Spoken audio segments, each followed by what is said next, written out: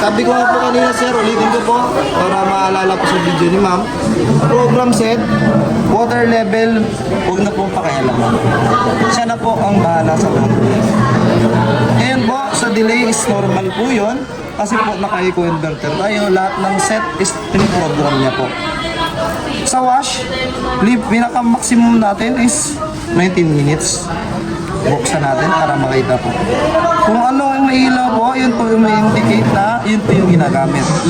Sa wash timer, sa rice po, pagbabanlaw, iset niyo po kung tatlong beses kung hindi po kayo condensing sa dalawang beses.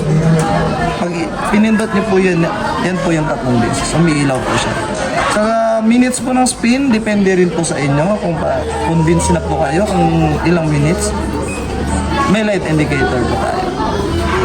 Sa soft, normal, strong, dyan po, pwede nyo ilipat kung ano po. Pero kasabay po niyan yung quick 15 minutes, eye clean po siya. Kasi automatic po siya nag-eye clean po siya. Paglilinis ng drum type. Ngayon sa normal po, jeans, mix, soft, strong and heavy. Yun po sinabi ko po kanina sir, in-hold ko lang po, mga pantalon po.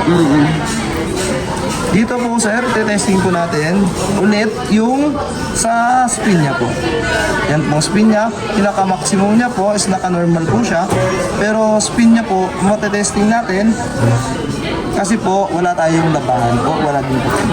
Yan po, testing natin yung spin. Ang bawa naka-on siya tapos Apo, magte-testing biglang natin. nawala ng tubig. Po, Biglang nawala ng tulog. Ang bawa ganun. tubig. Nawala ng tulog sa gripo. Mag-error siya. Mag-error na. Error lang naman po siya. Error lang naman po. Tapos, Ano yun? Patayin na lang o ano? patayin niyo lang. Off na lang yun. Off na lang. Tigilan po, matitigil po yung paglalaban niyo. Kasi yun po Pero yung tanggalin process na po. yung sa kanya. Ito po yung dahilan. I-off. Apo, ito po yung dahilan niyan. Pag wala pang tubig, hindi kaya i-support kung gusto niyo po ano na mangyari sa unit. Nag-error siya. Mag-error po siya. Dito po sa ano po, sabi ko nga po kay sir kanina, travel tanggalin po ang gamitin.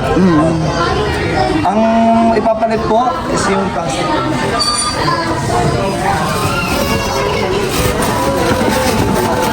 Ito po sir, ito. Uy, kunin mo anak mo. Okay na po yun. Okay na po. Yak yun. Basta ito po yung ipapalit mo. Sige po. Naka-screw naman po yan. So, ipapalit dito. Magagamitin. Dito tanggalin na lang. Yun lang naman po ma'am, baka napaka-importante po is resibo po. Sige, Just in case any problem po, punta kayo dito, home service na po siya. Doon natin ano yung home service natin. Pag meron Sige.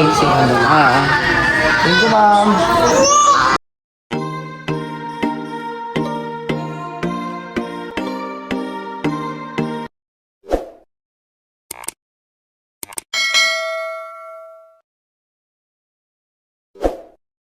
Disclaimer: I made this video to preserve our family memories. So please don't mind if the edits or the vlog aren't perfect. Thank you for watching.